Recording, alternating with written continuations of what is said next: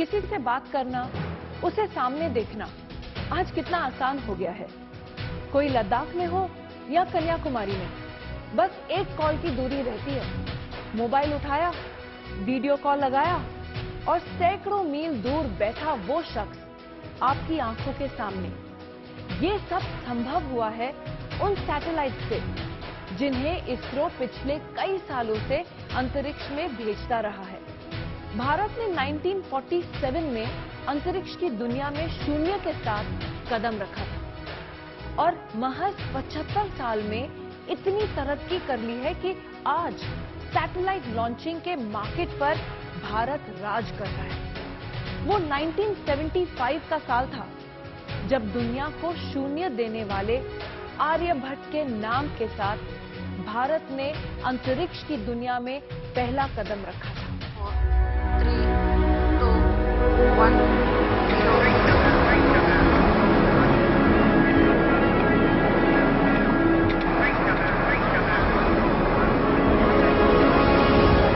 19 अप्रैल 1975 भारत के पहले उपग्रह आर्यभट्ट के अंतरिक्ष में सफल उड़ा।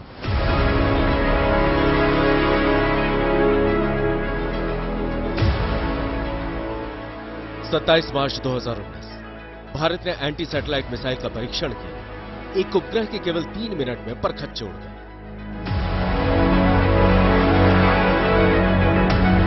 मिशन शक्ति यह अत्यंत कठिन ऑपरेशन था जिसमें बहुत ही उच्च कोटि की तकनीकी क्षमता की आवश्यकता थी।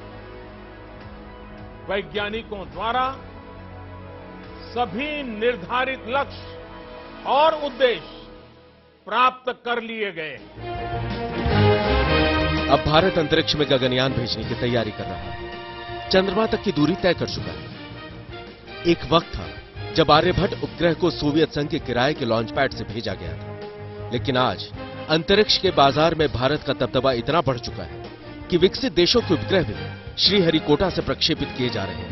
10, 9, 8, 7, 6, 5, 4, 3, 2, 1, 0, +1, +2, +3, +4, +5 seconds.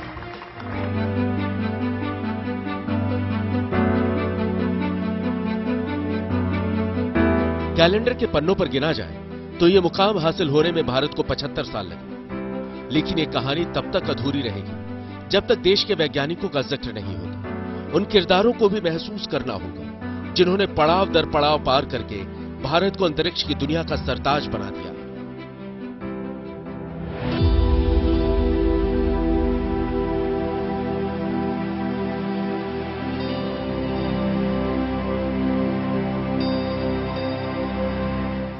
विक्रम साराभाई, होमी जहांगीर भाभा, सतीश धवन, युवा राव और अब्दुल कलाम। कई चेहरे हैं और हर चेहरे से जुड़ी है अंतरिक्ष में उड़ान के मुकाम की एक कहानी। आज हर चेहरा, हर मुकाम, हर कहानी आपके सामने होगा जो बताएगा कि स्पेस में तकनीक कौशल के 75 साल का यह सफर एक सपना सच होने से कम नहीं। 1947 में भारत अंतरिक्ष की दुनिया में शून्य था। इंफ्रास्ट्रक्चर और रिसोर्सेज तो दूर की बात है, स्पेस रिसर्च के लिए एक कायदे की जगह तक नहीं थी। भारत तकनीक के मामले में दूसरे बड़े देशों पर निर्भर था। ऐसे हालात में देश में स्पेस साइंस का बढ़ावा देने के लिए उसको शुरू करने का जो श्रेय जाता है वो जाता है होमी जहांगीर भाभा और विक्रम साराभाई को। इन दोनों शख्सियतों का मिलना और देश में स्पेस रिसर्च का आगाज होना, ये कहानी बेहद दिलचस्प है।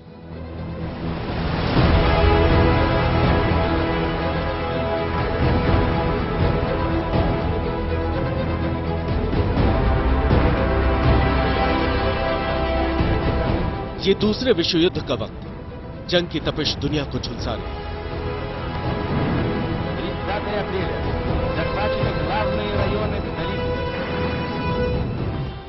उस समय विक्रम साराभाई लंदन में थे। कैम्ब्रिज यूनिवर्सिटी में स्पेस साइंस के ज्ञान को आकार दे रहे थे, लेकिन युद्ध के हालात ने उन्हें भारत लौटने के लिए मजबूर कर दिया।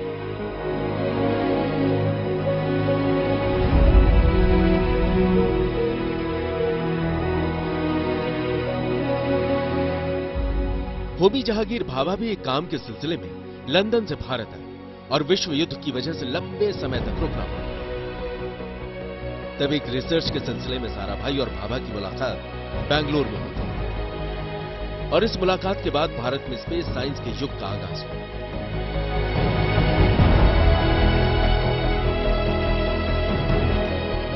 विक्रम साराभाई और होमी जहांगीर भाभा दोनों ने सीवी रमन का पीएचडी स्टूडेंट थे और जब हमारा एटॉमिक एनर्जी कमीशन का प्रतिष्ठा हुई शायद 1958 पे, तब ये दोनों विक्रम साराभाई और होमी जहांगीर भाभा दोनों ने उसी में कार्यरत थे। दोनों का ही भूमिका थी भारत को परमाणु शक्ति में समृद्ध करने का।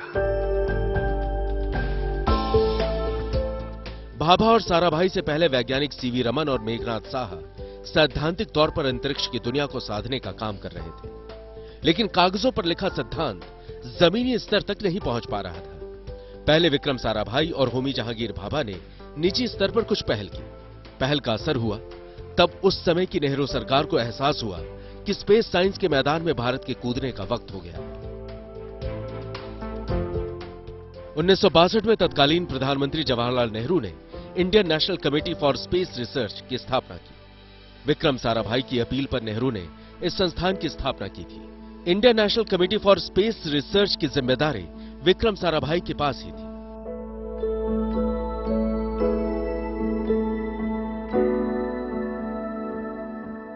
इसरो की परिकल्पना अभी दूर थी। Indian national committee for space research में विक्रम साराभाई और भाभा रॉकेट और उपग्रह के सपने को सच करने में जुटे थे।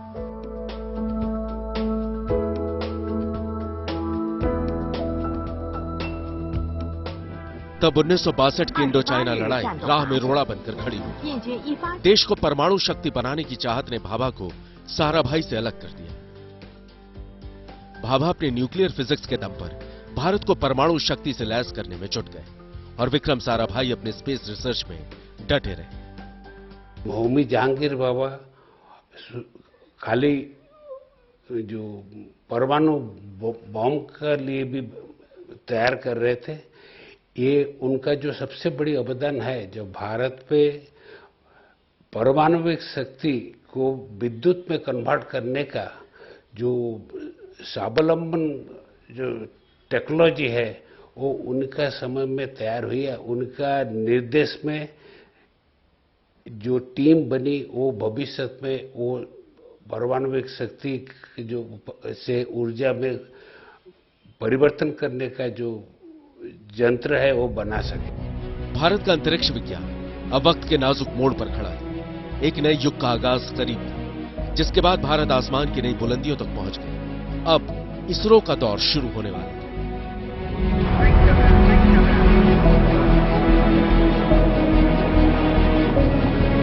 1968 तक विक्रम साराभाई इनकोस्पार के सर्वे करवा रहे, जिसकी नींव पर आज इंडियन स्पेस रिसर्च ऑर्गेनाइजेशन यानी इसरो की बुलंद इमारत खड़ी है। 1962 में बने Indian national committee for space research यानी इनकोस्पार में संगठन के स्तर पर बहुत कमी थी। इसी कमी को पूरा करते हुए 1969 में इसरो का जन्म हुआ। वैज्ञानिकों की कड़ी मेहनत और सोवियत रूस की मदद से भारत अपना पहला उपग्रह आर्यभट्ट बनाने में कामयाब रहा, जिसे सोवियत संघ से 19 अप्रैल 1975 को लॉन्च किया गया। देश का पहला उपग्रह 360 किलोग्राम का था। उस समय इसे बनाने में 3 करोड़ रुपए से ज्यादा लगे थे। आर्यभट्ट को चलाने के लिए 46 वाट पावर की जरूरत थी। इसका इस्तेमाल एस्ट्रोनॉमी, एरोनॉमिक्स और सोलर फिजिक्स में होना था। लेकिन वैज्ञानिकों को उस समय झटका लगा जब कक्षा में स्थापित होने के 5 दिन बाद उपग्रह का धरती से संपर्क टूट गया। फिर 11 फरवरी 1992 में करीब 17 साल बाद आर्यभट्ट दोबारा पृथ्वी के वातावरण में प्रवेश किया। फिर भी पहले सैटेलाइट के निर्माण ने जो रास्ता बनाया, उस पर चलते हुए इसरो ने कई बड़ी सफलताएं अर्जित की। आज किसी को विश्वास भी नहीं होगा कि आर्यभट्ट को कितने कम संसाधनों में तैयार किया गया था।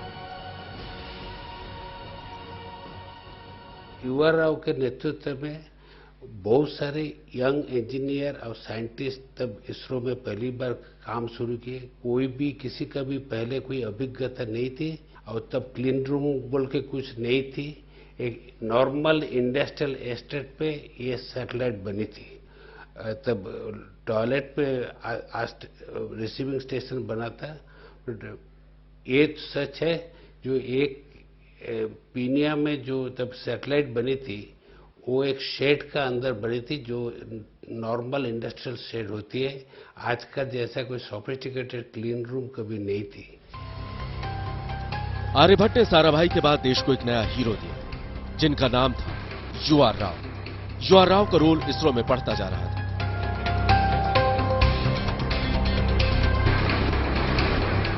वक्त के साथ देश का पहला सैटेलाइट इतिहास के पन्नों में खो गया। अब वक्त एक लंबी छलांग थी।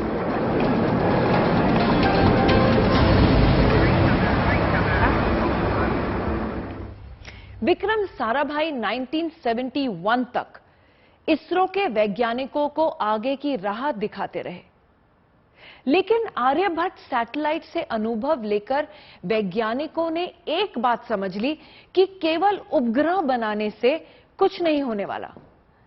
सैटेलाइट को अंतरिक्ष में भेजने के लिए लॉन्च व्हीकल भी बनाने होंगे।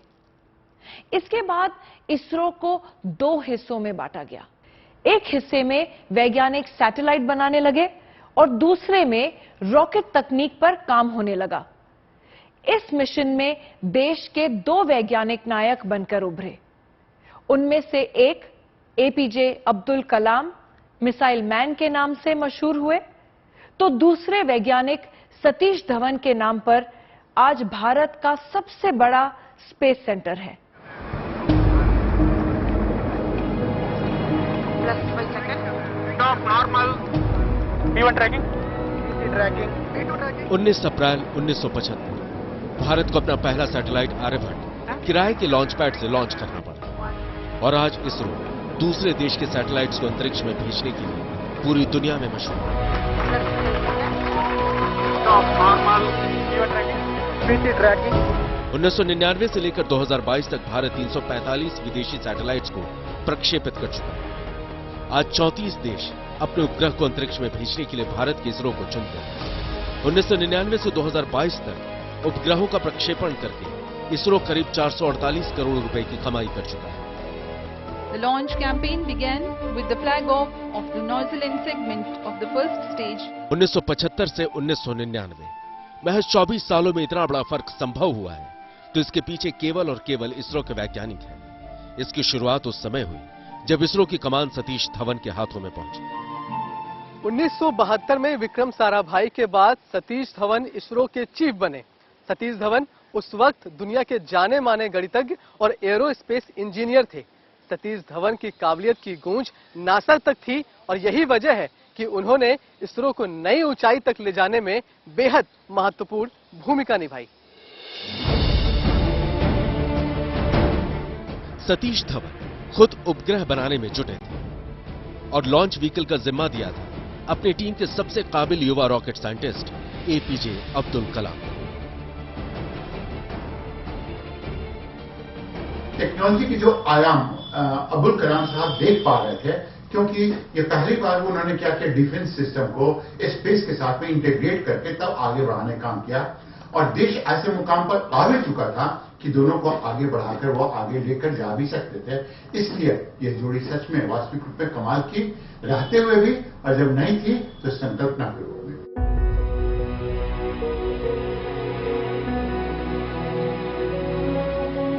उस समय कलाम सैटेलाइट लॉन्च व्हीकल यानी एसएलवी प्रोजेक्ट के हेड थे। कलाम की अगुवाई में एक ऐसा रॉकेट बनाने पर काम चल रहा था जो कम से कम 40 किलो के सैटेलाइट को 400 किलोमीटर की ऊंचाई तक ले जा सके।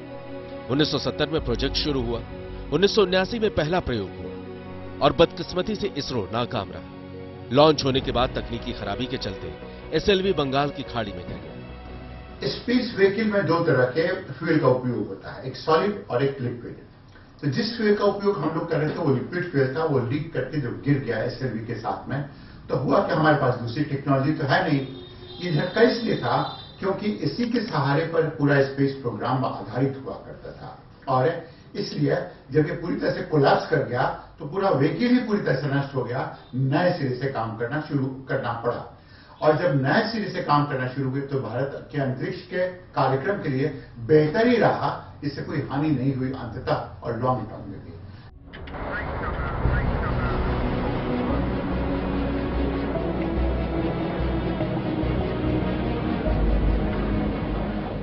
भरे प्रेस कॉन्फ्रेंस में इसरो चीफ सतीश धवन ने नाकामी की जिम्मेदारी अपने ऊपर ली और अपनी टीम को शाबाशी देते हुए नाकाम प्रयोग से मिले डेटा के दम पर रिसर्च को आगे बढ़ाने का प्रोत्साहन दिया।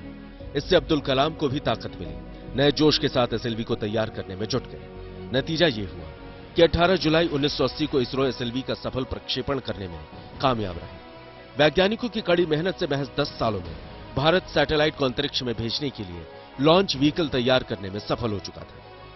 SSLV is fully ready for its maiden mission. 90 के दशक में पूरी दुनिया में सूचना क्रांति को लेकर माहौल बनने लगा था। भारत ने भी इसकी जरूरत महसूस की, लेकिन दूर संचार, मौसम का अनुमान और प्रसारण के काम को सटीक ढंग से अंजाम देने वाले सैटेलाइट्स की कमी थी। और इसी कमी को पूरा करने के लिए सतीश धवन की लीडरशिप में इंडियन नेशनल सैटेलाइट सिस्टम यानी इनसैट की नींव पड़ी, जो आगे चलकर भारत के स्पेस प्रोग्राम का आधार बन गया।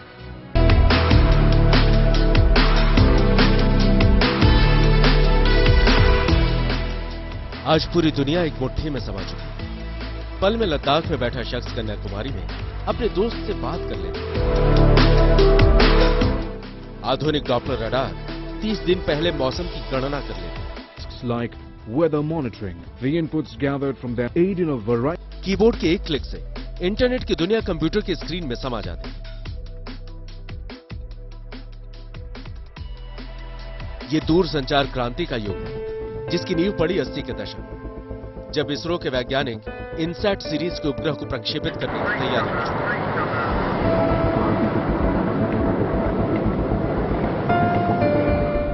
रोहिणी के लॉन्च के बाद कलाम का तबादला मिसाइल कार्यक्रम में हो चुका था। फिर भी सतीश धवन के पास युवा राव समेत युवा वैज्ञानिकों की एक फौज थी, जिन्होंने इनसैट उपग्रहों को सफलता से पृथ्वी की अलग अलग कक्षाओं में प्रक्षेपित किया। हालांकि इस कार्यक्रम का आगाज अप्रैल 1982 में इनसैट 1A की नाकामी से हुई थी, लेकिन जल्द ही आगे की बड़ी सफलताओं से सारी असफलता धुल गई।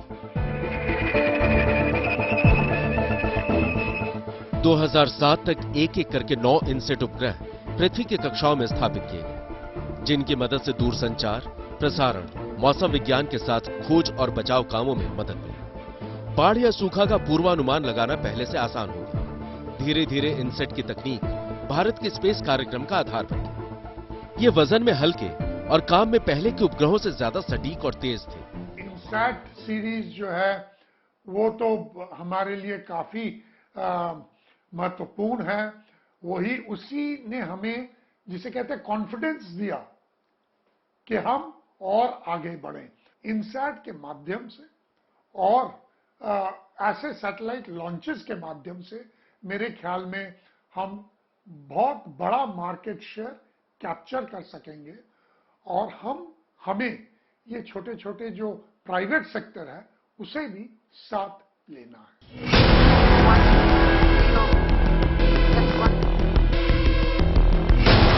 1994 में पोलर सैटेलाइट लॉन्च व्हीकल की उड़ान ने भारत को स्पेस साइंस की दुनिया में रूस के बाद दूसरे स्थान पर स्थापित कर दिया, जिसके पास पीएसएलवी के तौर पर एक ऐसा लॉन्च व्हीकल था जो बड़े से बड़े और भारी से भारी सैटेलाइट को आराम से रिमोट सेंसिंग तकनीक की मदद से किसी भी कक्षा में स्थापित कर सकता है। Polar satellite launch vehicle Bharat की तीसरी पीढ़ी की लॉन्च व्हीकल है। ये भारत की पहली लॉन्च व्हीकल है जिसमें लिक्विड स्टेज है, यानी लिक्विड रॉकेट इंजन का इस्तेमाल किया गया। 1994 में पहली बार इसका सफल लॉन्च हुआ। भारत से पहले सैटेलाइट लॉन्चिंग की ये तकनीक केवल रूस के पास थी। इस व्हीकल से 2008 में चंद्रयान 1 और 2013 में मंगलयान भेजा गया। कि जब मंगलयान को भेजा गया और मंगलयान क्रैश नहीं किया, मतलब कि भारत के पास में ऐसी उन्नत टेक्नोलॉजी थी जिसके सहारे वह भविष्य में भी ऐसा काम कर सके। इसने अंतरिक्ष के आगे बढ़ने के लिए बहुत ही बड़े आधार का काम किया और इसी आधार पर आज हमारा अंतरिक्ष कार्यक्रम आगे की ओर चल रहा है और पूरी दुनिया मानती है कि भारत अब अंतरिक्ष में कुछ भी कर पाने की स्थिति में है। 10, 9, 8, 7, 6, 5, 4, 3, 2, 1, 0, 15 फरवरी 2017 की तारीख आज भी हर हिंदुस्तानी का सीना चौड़ा कर देगी, जब PSLV C-37 से 104 उपग्रहों को एक बार में प्रक्षेपित किया गया था, जो रूस के पिछले रिकॉर्ड का 3 गुना ज्यादा था। बाद में भारत के इस रिकॉर्ड को एलन मस्क की कंपनी SpaceX ने तोड़ा, जब 24 जनवरी 2021 को एक बार में 143 सैटेलाइट ऑर्बिट में भेजे। भारत के अंतरिक्ष विज्ञान को अभी PSLV से भी ऊंची उड़ान भरनी थी। जियोसिंक्रोनस ऑर्बिट में सैटेलाइट भेजने में दक्षता हासिल करनी थी। जियोसिंक्रोनस ऑर्बिट का रोटेशन पीरियड पृथ्वी जैसा होता है, जिससे आसमान में सैटेलाइट एक ही स्थान पर स्थायी रूप से नजर आते हैं और किसी ग्राउंड एंटीना से नजर रखने की जरूरत नहीं पड़ती। लेकिन इतनी ऊंचाई तक जाने के लिए बाहुबली ताकत वाला रॉकेट चाहिए था और इस कमी को पूरा किया जियोसिंक्रोनस सैटेलाइट लॉन्च व्हीकल यानी GSLV ने। 5 जनवरी 2014 की ये उड़ान भारतीय वैज्ञानिकों की काबिलियत की उड़ान थी, जिन्होंने स्वदेशी क्रायोजेनिक इंजन तैयार करके GSLV D5 को सफलतापूर्वक लॉन्च करके महज 17 मिनट में GSAT-14 को अपनी कक्षा में पहुंचा दिया।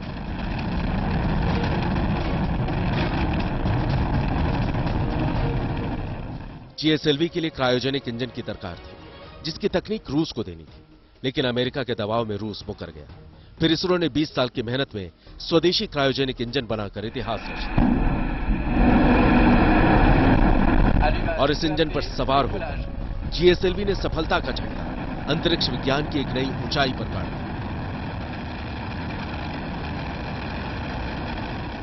रशिया आया 1991 में और उस टाइम पे उन्होंने कहा कि हमें वो क्रायोजेनिक इंजन देंगे, लेकिन उस टाइम पे ये हुआ कि अमेरिका के दबाव से वो दे नहीं पाए, ट्रांसफर ऑफ टेक्नोलॉजी नहीं कर पाए। कई मुश्किलें और मुशक्कत के बाद हमारे इसरो साइंटिस्ट ने यहाँ पर ही उस क्रायोजेनिक इंजन को बनाया, CE-20 जो है, और अभी क्रायोजेनिक जो 3rd स्टेज है GSLV का, उस पे ऊपर लगाएंगे और हम इसे चंद्रयान, मंगलयान और ऐसे जो हेवी ड्यूटी लॉन्चेस हैं उन पे हम लगाएंगे।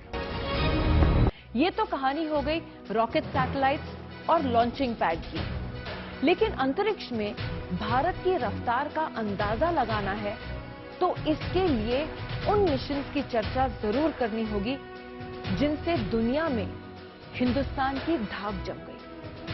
ये मिशन है चंद्रयान, मंगलयान, गगनयान और एंटी सैटेलाइट वेपन।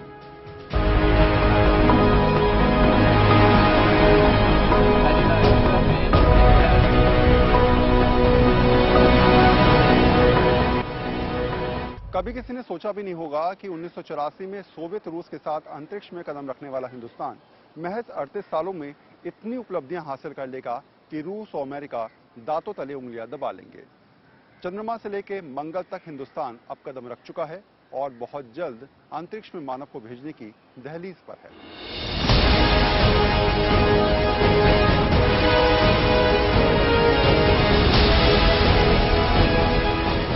यह है हिंदुस्तान के वैज्ञानिकों का वो ख्वाब जिसे पूरा करने के लिए इसरो के वैज्ञानिक दिन रात मेहनत में जुटे।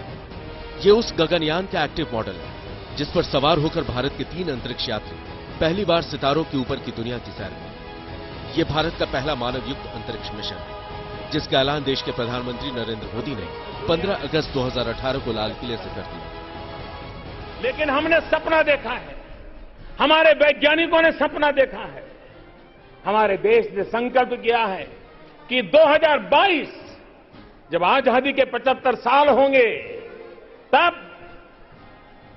या हो सके तो उससे पहले आजादी का 75 साल मनाएंगे तब तक मां भारत का कोई संतान, चाहे बेटा हो या बेटी, कोई भी हो सकता है, वे अंतरिक्ष में जाएंगे।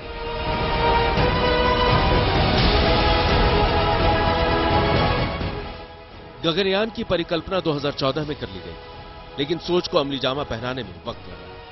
2 बार तारीख आगे बढ़ी। अब नई तारीख के मुताबिक भारत की पहली मानव अंतरिक्ष उड़ान 2023 के अंत में ही हो पाएगी। इस मिशन में भारत के 3 अंतरिक्ष यात्री 7 दिन के लिए अंतरिक्ष में जाएंगे, जो पृथ्वी की निचली कक्षाओं में 400 किलोमीटर का चक्कर लगाएंगे। देश के पहले अंतरिक्ष मिशन के लिए 10,000 करोड़ का बजट तय किया गया और इसके लिए भारतीय एयरफोर्स से चुने गए अधिकारियों की रूस में ट्रेनिंग कराई गई। कहां से आता है हौसला? कम संसाधन में, कम बजट में, लेकिन उसके बाद भी इन प्रोजेक्ट को पूरा किया जाता है।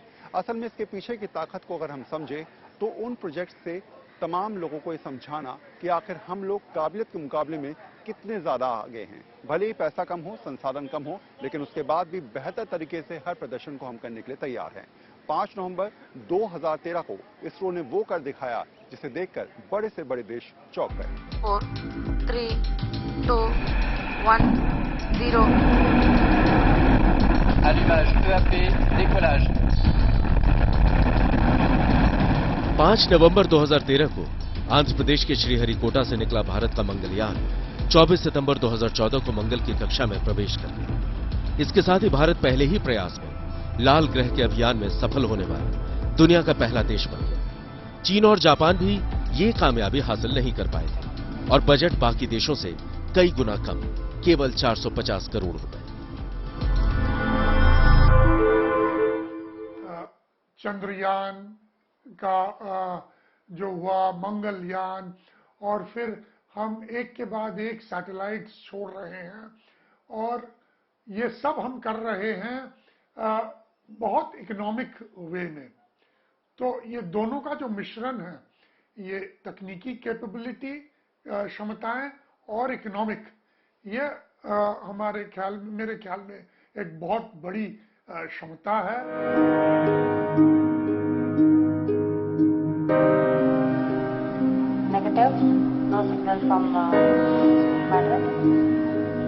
हमेशा कामयाबी हाथ लगती तो इंसान भगवान बन जाता। इसरो के वैज्ञानिकों को भी उस समय बड़ा झटका लगा जब 20 अगस्त 2019 को चंद्रयान 2 से निकला विक्रम लैंडर की चांद की सतह पर सॉफ्ट लैंडिंग नहीं हो पाई और वो क्रैश कर गया। सालों की मेहनत पर पानी फिर गया। वैज्ञानिक परेशान हो गए। बाद में जांच में पता चला कि दिक्कत सॉफ्टवेयर में थी, लेकिन देश के प्रधानमंत्री ऐसे मौके पर खुद आ गया और वैज्ञानिकों का हौसला बढ़ाया। इसी का नतीजा है कि इसरो नए सिरे से चंद्रयान 3 की तैयारी में जुट गया। सब कुछ ठीक रहा तो 2023 में चांद की सरजमी पर भारत के कदमों के निशान हो गए। सृजन की शक्ति को दुनिया तभी सलाम करती है जब आपके पास विध्वंस की ताकत हो। स्पेस में बैठे तमाम वो देश जो हाईटेक टेक्निक से लैस थे, अचानक भारत से डरने लगे जब 27 मार्च 2019 को इसरो एंटी सैटेलाइट मिसाइल से लैस हो गया। एंटी सैटेलाइट मिसाइल यानी कि चुटकी भरते ही दुश्मन देश की सैटेलाइट को निस्ते नाबूद कर देना। 27 मार्च 2019 को भारत के एंटी सैटेलाइट मिसाइल ने पृथ्वी की निचली कक्षा में बेकार पड़े अपने ही एक उपग्रह को खत्म कर दिया। अमेरिका, रूस, चीन के बाद ऐसी ताकत हासिल करने वाला भारत दुनिया का चौथा देश बन गया। मिशन शक्ति यह अत्यंत कठिन ऑपरेशन था, जिसमें बहुत ही उच्च कोटि की तकनीकी क्षमता की आवश्यकता थी। वैज्ञानिकों द्वारा सभी निर्धारित लक्ष्य और उद्देश्य प्राप्त कर लिए गए।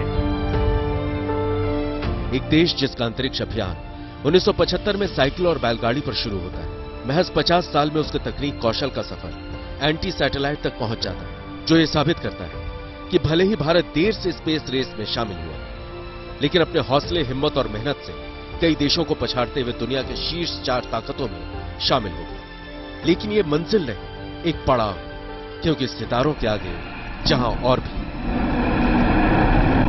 Allumage EAP, décollage। एक समय था जब डेड फोन्स भारतीय टेलीकम्युनिकेशंस की पहचान माने जाते थे।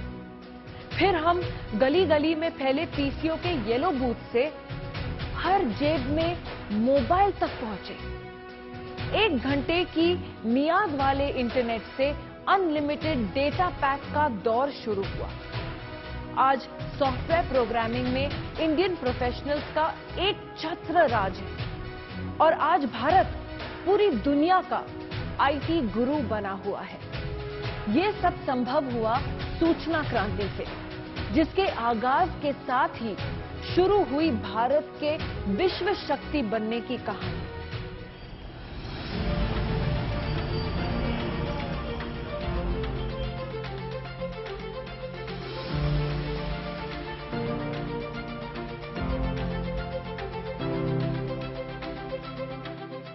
ये 1987 का साल था। भारतीय टेलीकॉम के पहले अध्यक्ष सैम पित्रोदा दिल्ली के एक 5 स्टार होटल में थे। दुनिया की मशहूर कंपनी जनरल इलेक्ट्रिक की चोटी के 11 अधिकारियों के साथ उनकी एक मीटिंग चल रही थी। मीटिंग पर पूरे देश की निगाह थी। सैम पित्रोदा जी के अधिकारियों को जो इंजन बेचने भारत आए थे, उन्हें सॉफ्टवेयर ऑर्डर देने के लिए मना रहे थे। सैम के प्रेजेंटेशन ने कमाल दिखाया और देश को $1 करोड़ के सॉफ्टवेयर का पहला ऑर्डर मिला और यहीं से भारत के सॉफ्टवेयर कंसल्टिंग उद्योग की नींव पड़ी।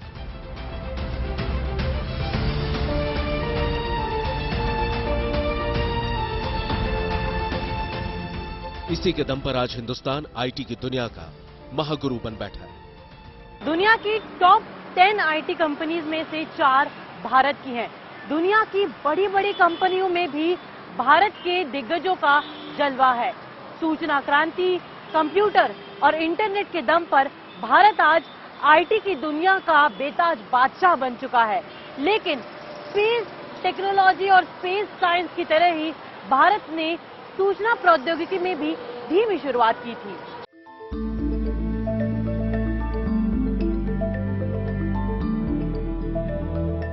दुनिया में कंप्यूटर का इतिहास 1822 से शुरू होता है, जब चार्ल्स बेबेज ने एक मैकेनिकल कंप्यूटर तैयार किया। लेकिन सही मायने में दुनिया को पहला कंप्यूटर 1940 के दशक में मिला, जिसे अमेरिकन वैज्ञानिक जॉन विंसेंट और उनके एक छात्र क्लिफोर्ड बेरी ने तैयार किया था।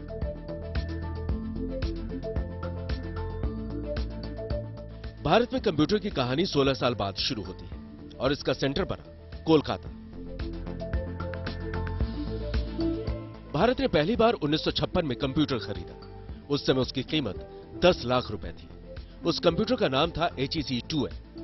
भारत के पहले कंप्यूटर को कोलकाता के इंडियन स्टैटिस्टिकल इंस्टीट्यूट में लगाया गया। भारत के लिए इस कंप्यूटर का निर्माण इंग्लैंड ने किया था। समय जो कंप्यूटर लाया गया वो एडी बूथ करके जो साइंटिस्ट हैं, ब्रिटिश मैथमेटिशियन, उनके द्वारा डिजाइन किया गया था और उसके बाद बिल्ड किया गया इंडियन स्टैटिस्टिकल इंस्टीट्यूट में, जो कि टाटा गवर्न करता था। Tata institute of fundamental research था वो बेसिकली, और उन्होंने वो कंप्यूटर बनाया जो कि बेसिकली एक बेसिक कंप्यूटर था, कैलकुलेटर की तरह का था, और उसको कैथोड रेज के द्वारा बनाया गया था क्योंकि उस समय तक ट्रांजिस्टर्स उतने प्रैक्टिस में नहीं थे।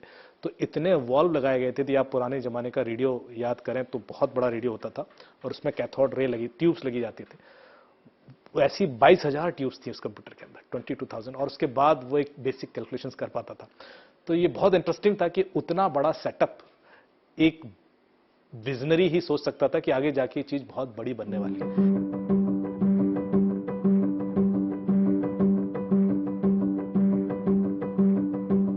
एशिया में जापान के बाद कंप्यूटर इस्तेमाल करने वाला भारत दूसरा देश बना। देश का पहला HEC-2M डिजिटल कंप्यूटर 1965 तक काम करता रहा। इसके बाद देश ने अपना पहला कंप्यूटर सिस्टम खुद तैयार किया।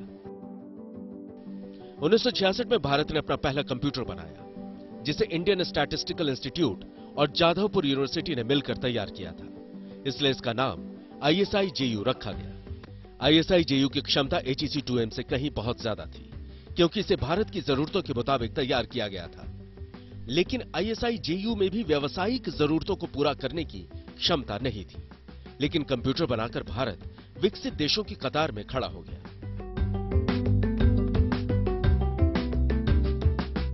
सूचना क्रांति के लिए भारत को 90 के दशक तक इंतजार करना पड़ा, जिसका श्रेय जाता है तत्कालीन प्रधानमंत्री राजीव गांधी और दूरसंचार के जानकार सैम पित्रोदा को। I, Rajiv Gandhi, 1984 के बदले हुए हालात में राजीव गांधी ने देश की सत्ता संभाली। राजनैतिक तौर पर खुद को स्थापित करने के बाद राजीव गांधी देश को डिजिटल युग में ले जाने की तैयारी में जुट गए। 26 अप्रैल 1984 को केंद्रीय मंत्रिमंडल ने centre for development of telematics यानी C.DOT को मंजूरी दी।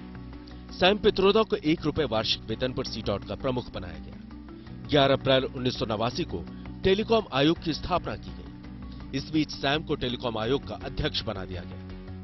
देखिए, किसी भी गवर्निंग बॉडी जो होती है देश की, उसका रोल होता है कि चीजों को इनकरेज करे, फंड करे। रिसर्च बिना पैसे के नहीं होती। एक ऐसा देश जिसके लिए आज जरूरतें कुछ और हैं, शायद हमारी गरीबी और जो बेसिक इंफ्रास्ट्रक्चर है वो उस समय सबसे बड़ी प्रायोरिटी थी, लेकिन वहां पर एक हिम्मत लाकर एक रिसर्च के लिए बजट एलोकेट करना, और वो भी कंप्यूटिंग टेक्नोलॉजी के ऊपर, मेरे ख्याल से बहुत कॉन्फिडेंस के साथ ही कोई ला सकता था, जिसको ये भरोसा हो कि नहीं, हम ये बाद में परिवर्तन ला पाएंगे देश के अंदर इस टेक्नोलॉजी के थ्रू। राजीव गांधी और सैम पित्रोदा ने सोचा कि भाई ये जो टेक्नोलॉजी है ये आगे जाके इकोनॉमी को गवर्न करेगी, जीडीपी में बहुत बड़ा एक योगदान करेगी, नई जॉब्स क्रिएट होंगी, तो इसको इनकरेज करना चाहिए। और उस वजह से सारा इन्वेस्टमेंट आया और वो रिसर्च हुई, और उसके बाद भारत में कंप्यूटर्स बनने शुरू हुए।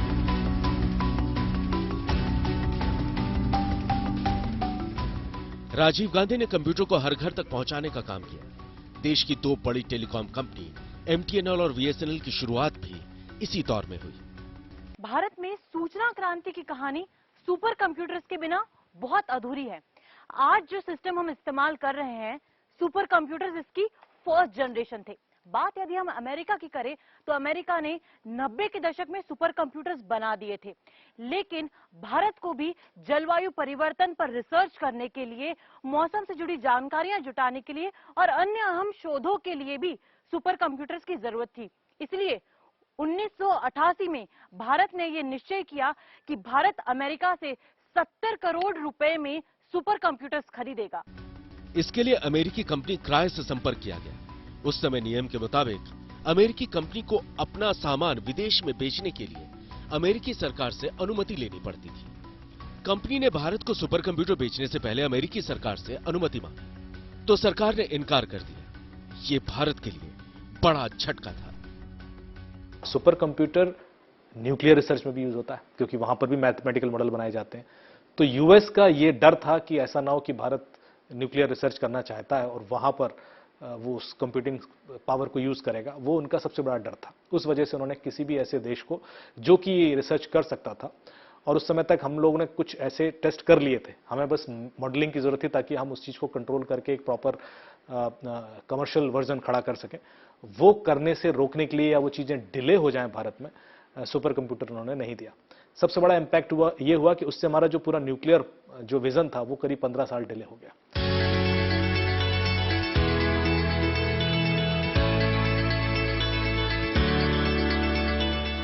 जब अमेरिका ने बेचने से मना कर दिया तो भारत ने खुद सुपर कंप्यूटर बनाने का फैसला किया। तत्कालीन प्रधानमंत्री राजीव गांधी ने देश के बड़े वैज्ञानिकों की एक बैठक बुलाई। उस बैठक में वरिष्ठ वैज्ञानिक विजय पी भटकर भी थे। भटकर ने अमेरिका से भी सस्ता सुपर कंप्यूटर बनाने का भरोसा दिया।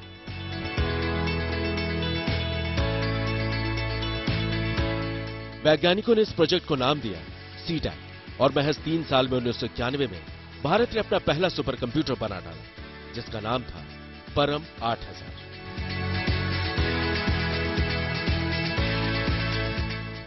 परम 8000 अमेरिकी सुपर कंप्यूटर CDC 6600 से कई गुना तेज था।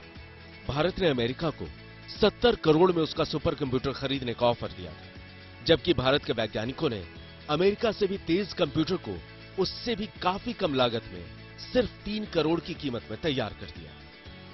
1990 में ज्यूरिख में कंप्यूटर शो में भारत के परम ने दुनिया के सभी सुपर कंप्यूटर को पछाड़ कर रख दिया था। उन्होंने मना कर दिया तो तुरंत एक जो प्रोग्राम शुरू किया परम जो सुपर कंप्यूटर का, और C-DAC ने जो सुपर कंप्यूटर बना के दिया भारत को पहला, जिससे वो सारी गणनाएं संभव हुई और हमने उसको हर तरह की रिसर्च में इस्तेमाल किया। भारत न सिर्फ न्यूक्लियर के रिसर्च में उभरा, बट स्पेस रिसर्च में भी हमने बहुत अच्छा काम किया, और क्लाइमेट चेंज, सैटेलाइट जितने हमने बाद में मॉडलिंग करके भेजे स्पेस में, उस सबके पीछे सुपर कंप्यूटर का बहुत बड़ा रोल है।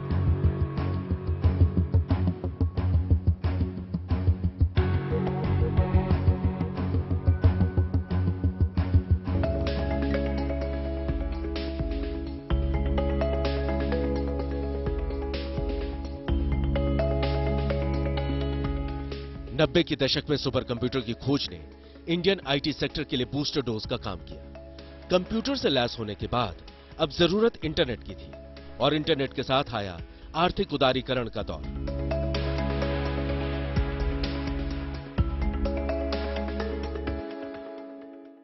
पृथ्वी, वायु, जल, आकाश और अग्नि के बाद इंटरनेट आज जीवन का छठा तत्व बन चुका है। आज के दौर में इंसान को जिंदा रहने के लिए जितनी जरूरत ऑक्सीजन की है, उतनी ही जरूरत इंटरनेट की भी है।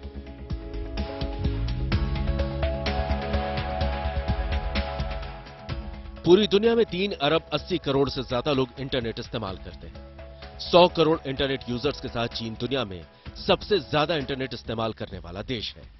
75 करोड़ इंटरनेट उपभोक्ताओं की वजह से भारत दूसरे स्थान पर है। इंटरनेट अपने साथ आर्थिक उदारीकरण का दौर लेकर आया। 21 जून 1991 को नरसिम्हा राव प्रधानमंत्री बने। देश के दरवाजे विदेशी कंपनियों के लिए खुले। 1991 की ग्लोबलाइजेशन के दौर में प्राइवेट सेक्टर की कंपनियों ने सॉफ्टवेयर डेवलप करना शुरू किया।